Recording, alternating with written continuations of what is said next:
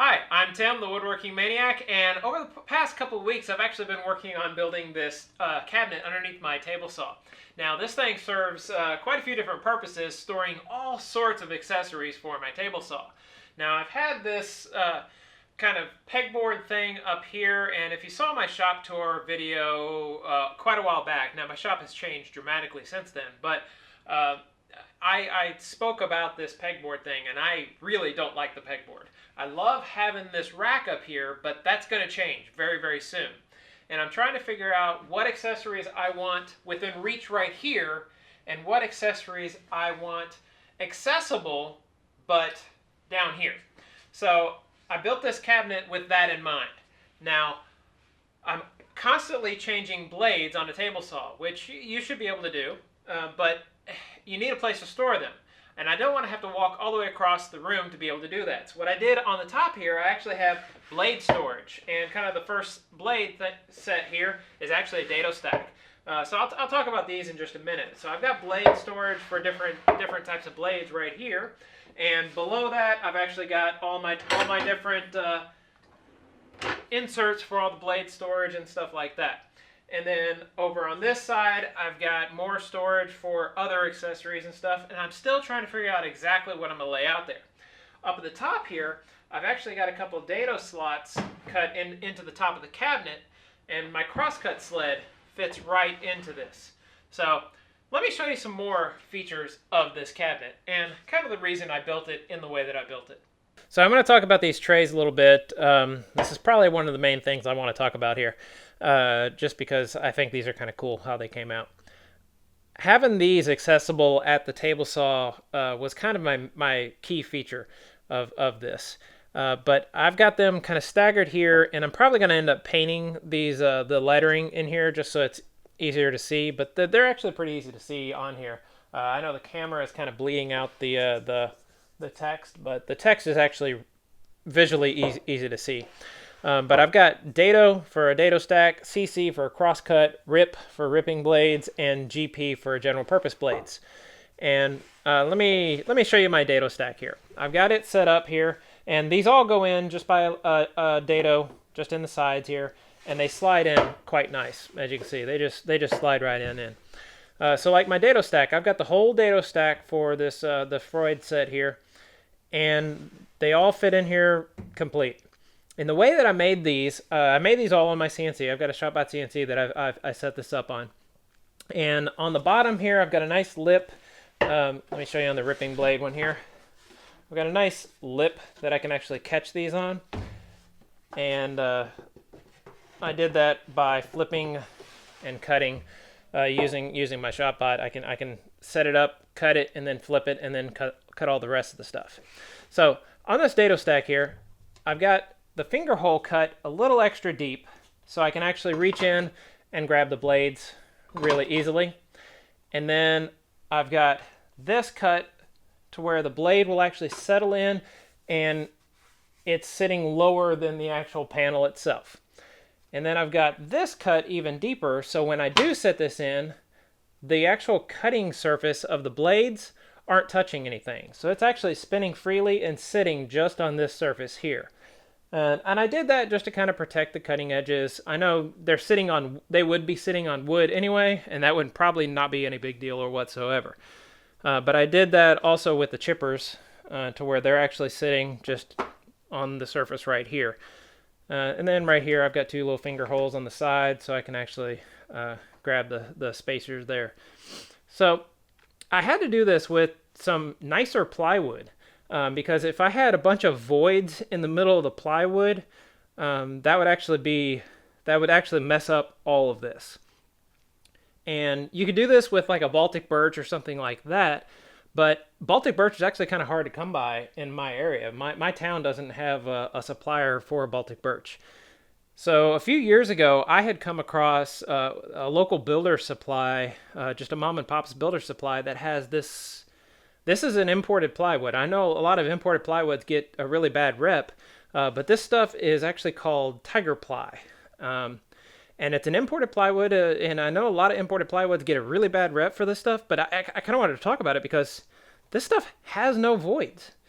For an imported plywood, this stuff is awesome. I mean, you can look at this stuff. It has no voids whatsoever. No matter where I've cut into it, there are no voids. I mean, every tray that I've made and every dado that I've cut, you can see I cut 14 slots here, all the way around for all those, and everything that I've made here has dados.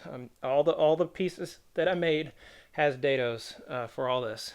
Has no voids. It's really pretty awesome stuff. So let me go ahead and show you the rest of the cabinet here. About the drawers that I have in here, the side over here will probably coincide with the actual saw blade storage. This top drawer here, I've got just what I need to change out the saw blades. So I've got some tools to actually change out my saw blades and some insert plates.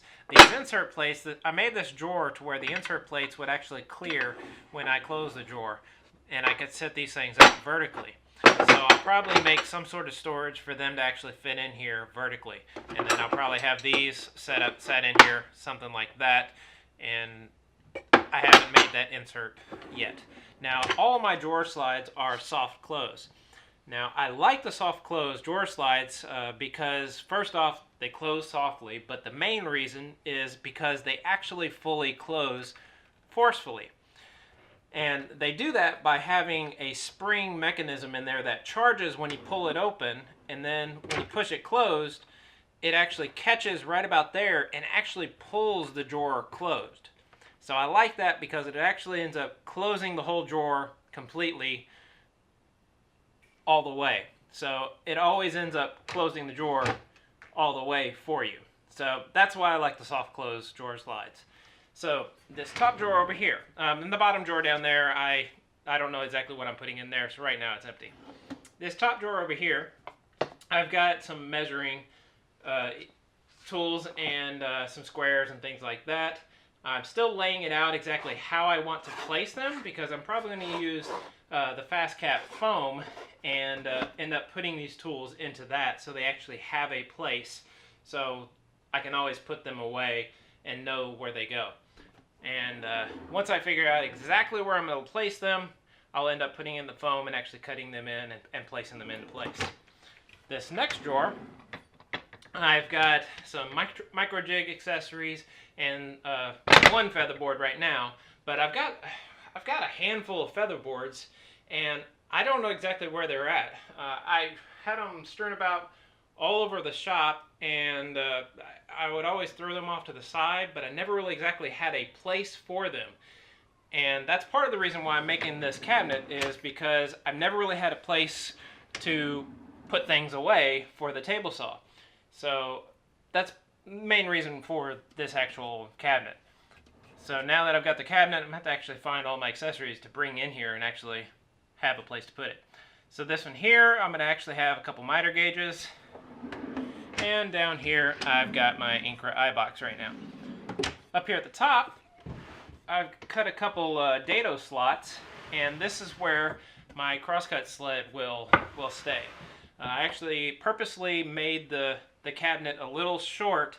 This way my crosscut sled would actually fit underneath my table saw here.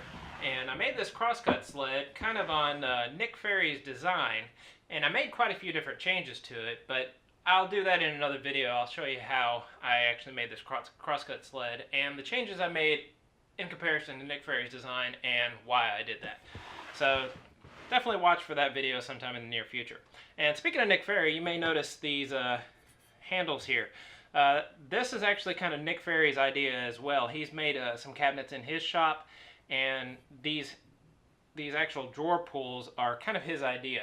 And thanks, Nick, for the idea, because I really like those, and they're super cheap to make and actually pretty easy to make. So I like that idea, and they worked out really great. Oh, and I'll jump down to this level real quick. One little feature I thought was kind of cool on the Tiger Ply plywood. On the side of the actual Tiger Ply, this is Tiger Ply Edge plywood that I've been using.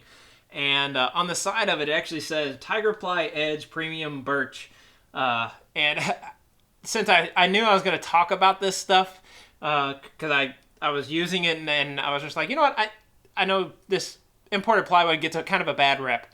I need to talk about this stuff, and just since I've been very happy with it, I wanted to kind of mention this stuff. So I figured I'll just make this kind of a feature. So I ended up actually leaving the actual stamped text right here in the middle here. So that's going to be forever kind of a little fixture in my shop.